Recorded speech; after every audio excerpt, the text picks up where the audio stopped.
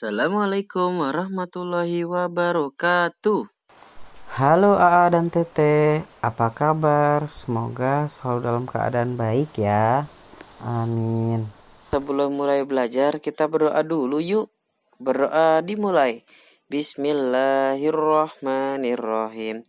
Rabbi zidni ilman warzuqni fahman. Amin.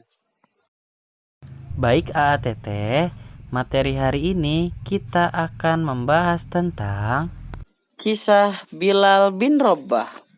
Untuk lebih jelasnya, mari kita simak video berikut ini.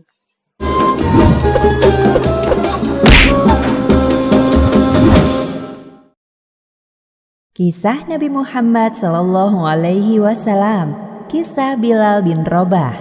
Bilal bin Rabah adalah budak milik Umayyah bin Khalaf, seorang pemuka kaum kafir Quraisy. Ketika Umayyah mendengar bahwa budaknya masuk Islam, ia marah dan menyiksa Bilal. Abu Bakar yang melihat Bilal disiksa merasa iba, lalu ia membeli dan memerdekakannya. Bilal bin Rabah berperan penting dalam sejarah Islam sebagai muadzin pertama yang dipilih langsung oleh Rasulullah SAW. Namanya Bilal bin Rabah. Ia lahir dari rahim seorang ibu bernama Hammamah 43 tahun sebelum Hijriah di daerah As-Sarah. Sedangkan ayahnya bernama Rabah. Hammamah adalah budak wanita berkulit hitam. Maka kerap kali Bilal dijuluki Ibnu Sauda, yang artinya putra wanita hitam. Bilal tumbuh besar di kota Ummul Qura, sebuah daerah di Mekah sebagai budak keluarga Abu Dar, mengikuti ibunya. Namun ketika majikannya meninggal, mereka mewariskan Bilal kepada Umayyah bin Khalaf dari Bani Jum'ah. Majikan baru Bilal ini merupakan salah satu pemuka kaum kafir Quraisy. Suatu kali secara tidak sengaja, Bilal mendengar percakapan Umayyah dengan para tamunya tentang Nabi Muhammad SAW. Mereka sedang merencanakan sesuatu untuknya. Katakan saja bahwa Muhammad itu gila. Tapi Muhammad tidak menangis terseduh-seduh atau berbisik-bisik layaknya orang gila. Dia normal seperti manusia biasa. Semua orang juga tahu itu. Kalau begitu, katakan bahwa Muhammad itu tukang sihir atau dukun. Lebih terdengar masuk akal. Tapi dia tidak mengucapkan mantra-mantra atau mengeluarkan tali layaknya tukang sihir yang pernah kita temui. Mereka terus berpikir dan berpikir tentang julukan apa yang layak disematkan pada Rasulullah. Namun kemudian mereka menyerah. Apa boleh buat? Kita terpaksa menuduhnya begini-begitu agar orang-orang tidak mengikuti ajarannya dan tetap berpegang teguh pada ajaran nenek moyang kita. Aku yakin orang-orang lemah dan miskin itu mempercayai ucapan kita. Sulit sekali mencari kelemahan Muhammad. Dia terlalu sempurna sebagai seorang manusia. Semestinya Nabi terakhir tidak lahir dari kabilah Bani Hashim, tapi dari kabilah kita. Takdir memang tidak adil. Bilal penasaran dengan sosok yang sedang mereka bicarakan. Ia pun mencari tahu lebih banyak tentang Nabi Muhammad SAW dan ajaran yang dibawa beliau. Ternyata ada beberapa orang yang dikenalnya telah masuk Islam. Pada suatu malam, Bilal melihat cahaya keimanan dari hati kecilnya. Mengapa hatiku lebih condong kepada Islam walaupun aku belum mengenal ajaran baru itu? Apakah ini sebuah petunjuk dari Allah kepadaku? Lebih baik besok kutemui Rasulullah di rumahnya. Seperti yang direncanakan, keesokan harinya Bilal menemui Rasulullah dan menyatakan keislamannya. Selamat datang kepada cahaya Islam dan iman. Wahai saudaraku Bilal, silakan engkau ikuti perkataanku setelah ini. Asyhadu an la ilaha illallah wa asyhadu anna Muhammadar Rasulullah. Aku bersaksi tidak ada sesembahan yang berhak disembah kecuali Allah, dan aku bersaksi bahwa Nabi Muhammad adalah utusan Allah. Berita tentang keislaman Bilal tersebar sampai ke telinga Umayyah. Ia tak menyangka bahwa budaknya itu akan mengkhianati dirinya seperti ini. Apa? Berani-beraninya dia. Aku mendengar berita ini dari budakku kemarin. Budakmu itu sungguh tak tahu malu. Lihat saja, akan aku beri pelajaran nanti. Umayyah tidak main-main dengan perkataannya. Benar saja, ia menyiksa Bilal sejak hari itu. Aku masih menikmati penderitaannya. Itulah akibat dari orang yang melanggar perintahku. Sebelum habis kesabaranku, katakan sekali saja hal baik tentang Tuhan berhala. Tidak, aku tidak mau mengatakannya. Baiklah kalau engkau menolak, tuanku akan menyiksamu lebih kejam dari ini. Sore harinya, Bilal diseret ke Romdo, sebuah tempat yang permukaan tanahnya rata dan berpasir panas. Jika ada orang yang melemparkan daging di sana, pastilah matang sempurna. Para algojo itu meletakkan batu besar di atas dada Bilal, menghimpitnya sampai sesak. Namun hal tersebut tidak menggoyahkan keimanan Bilal. Ia terus menyebut asma Allah semampunya. Bilal terus disiksa sepanjang hari tanpa diberi makan dan minum. Bilal tampak menikmati penyiksaan yang dilakukan para algojo majikannya. Ia tahu bahwa pembelaan ini dilakukan untuk mendapatkan keridhaan Allah Subhanahu wa Ta'ala. Ia terus berkata bahwa Tuhan itu satu. Ahad, Ahad, Ahad. Saat malam tiba, para algojo merasa kasihan dan lelah menghadapi Bilal yang keras kepala. Sedangkan Umayyah memperhatikan mereka dari kejauhan. Besok katakan yang baik-baik tentang Tuhan berhala. Setelah itu kami akan melepaskanmu. Memangnya engkau tidak lelah seperti ini?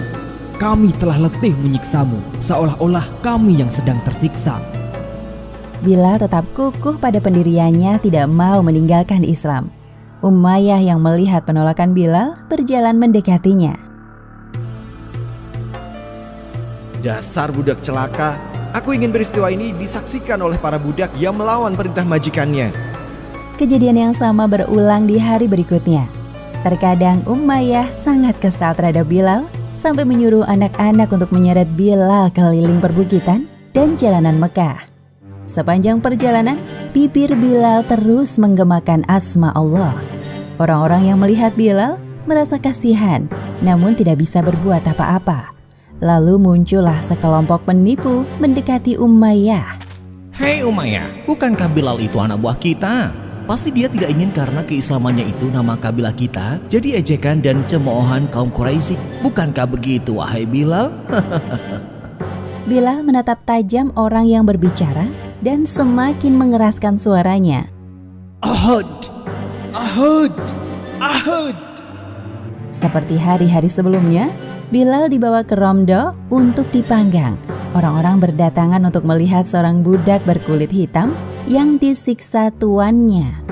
Mereka tidak tahu bahwa budak itu menikmati penyiksaan majikannya. Allah Subhanahu wa Ta'ala telah membuat tubuhnya kuat dan tebal agar Bilal tidak merasakan sakit. Ahad, Ahad, Ahad. Suara apa itu? Sepertinya ada orang yang kesakitan. Abu Bakar yang mendengar rintihan Bilal bergegas mendekati kerumunan. Sudah berapa lama ini terjadi? Sejak budak itu menyatakan keislamannya, dia disiksa seperti ini. Tapi anehnya, dia kuat bertahan sampai sekarang. Budak memang seharusnya menuruti perintah majikan. Lagi pula, untuk apa dia masuk Islam jika akhirnya disiksa seperti ini? Abu Bakar sangat menyesal baru mengetahui penyiksaan Bilal hari ini. Harusnya aku lewat daerah ini sejak kemarin. Sungguh saudaraku Bilal yang malang. Abu Bakar mendekati Umayyah dan mencoba menawar Bilal. Wahai Umayyah, engkau sungguh kejam terhadap budakmu sendiri. Tidak takutkah engkau kepada hari pembalasan? Perbuatanmu ini sungguh tidak manusiawi. Meskipun dia budakmu, dia juga manusia sama seperti kita. Enak saja engkau bicara. Dia tidak sama sepertiku. Dia sama seperti engkau. Jadi sekarang engkau yang harus bertanggung jawab atasnya. Ini terjadi karena perbuatan saudara seimanmu. Baiklah, akan kubeli budakmu. Sekarang tolong hentikan siksaan kejam itu padanya. Umayyah yang mendengar penawaran Abu Bakar merasa sangat lega. Akhirnya, satu bebanku terlepas juga. Lelah juga aku menyiksa Bilal. Sebaiknya aku jual saja budak sialan itu dengan harga yang mahal kepada Abu Bakar. Katakan, berapa engkau menjualnya? Berikan padaku 9 ukiah emas. Ini, ambillah. Kemudian Bilal dituntun oleh Abu Bakar meninggalkan tempat penyiksaan itu. Umayyah yang melihat keduanya malah mencemooh. Wahai Abu Bakar, demi Tuhan Lata dan Uzza, jika engkau hanya sanggup memberikanku 1 ukiah saja, aku juga akan melepaskannya. Abu Bakar yang mendengar cemoohan Umayyah langsung berbalik badan dan membalasnya. Hal itu ia lakukan untuk menjunjung tinggi kehormatan saudaranya seiman. Demi Allah, jika engkau menjualnya 100 uqiyah pun, aku tetap akan membelinya. Tidak hanya Bilal, penyiksaan juga terjadi pada budak-budak dan sahabat muslim yang tidak memiliki perlindungan yang kuat. Wahai Rasul, aku baru saja membebaskan seorang budak yang disiksa majikannya karena masuk Islam. Namanya Bilal. Ya, aku ingat dia. Sekarang bagaimana keadaannya? Sekarang dia aman bersamaku. Terima kasih wahai sahabatku, engkau sungguh berarti mulia. Ternyata tidak hanya Bilal, para budak lain dan orang-orang miskin menjadi santapan kaum kafir untuk melawan kita. Pada tahun ke-13 kenabian, Bilal hijrah ke Madinah bersama kaum muslimin. Sekarang ia tinggal di kediaman Abu Bakar dan Amr bin Fihr. Pernah suatu ketika, Bilal merasakan kerinduan terhadap kampung halamannya di Mekah. Terkadang ia melantunkan syair sebagai ungkapan kerinduan. Duhai malangnya aku, akankah suatu malam nanti aku bermalam di Fak, dikelilingi pohon idzikir dan jalil? Akankah suatu hari nanti aku minum air mijannah? Akankah aku melihat lagi pegunungan Syamah dan Taufil? Selain merindukan lembah dan pegunungannya, Bilal juga merindukan kenikmatan iman saat disiksa oleh majikannya. Peristiwa itulah yang membuatnya semakin mencintai Islam. Sekarang di Madinah, Bilal dapat hidup tenang bersama Rasulullah. Kemanapun beliau pergi, Bilal selalu mengikuti. Bahkan saat pembangunan Masjid Nabawi selesai, Rasulullah menunjuk Bilal sebagai muazin.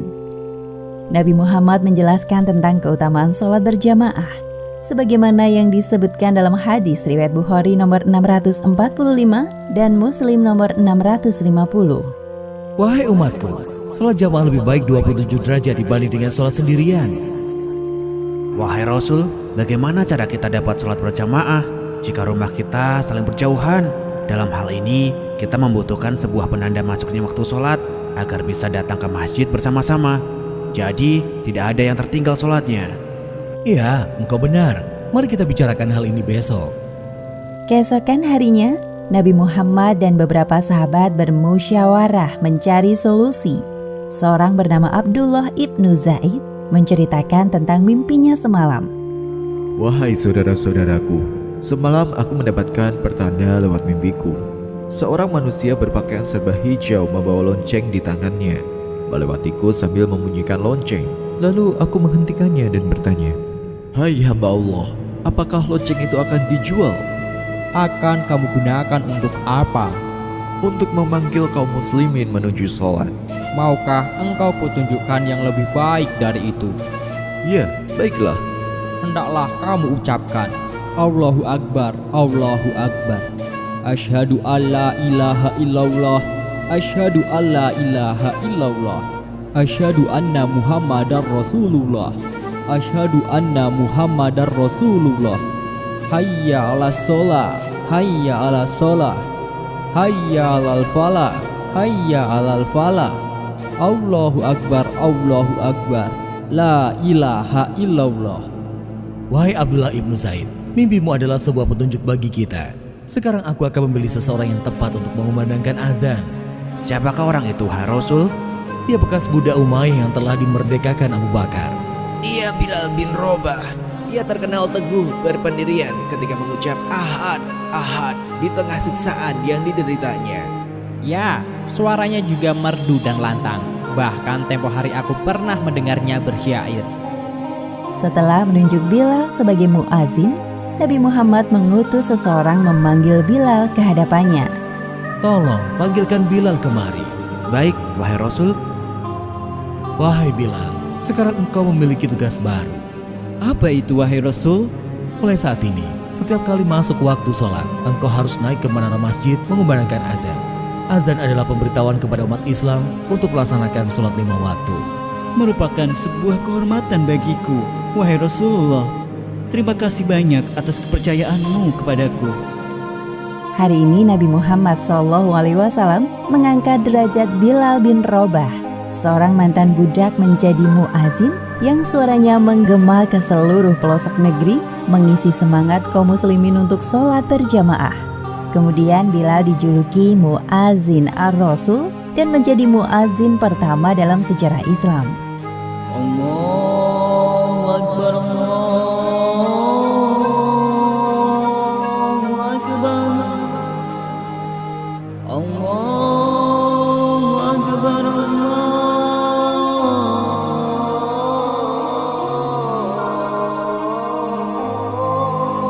Akbar. Asyhadu an la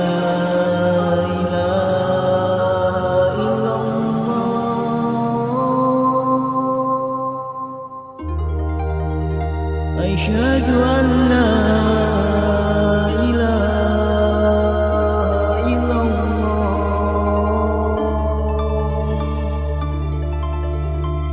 Demikianlah sepenggal kisah tentang Bilal bin Rabah. Masya Allah ya Teteh, banyak hikmah yang bisa kita petik dari kisah Bilal bin Rabah. Dimulai dari keteguhan hatinya dalam mempertahankan keimanan. Kedua yaitu mengutamakan sholat berjamaah. Untuk tugas minggu ini, silahkan AA dan Teteh membuat foto terbaik kegiatan pembelajaran tarikh Islam. Lalu kirimkan pada link Google Form. Yang kedua, silahkan AA dan Teteh menjawab soal latihan pada link Google Form. Batas pengumpulan maksimal tanggal 19 November 2020. Cukup sekian dari Bapak. Wassalamualaikum warahmatullahi wabarakatuh.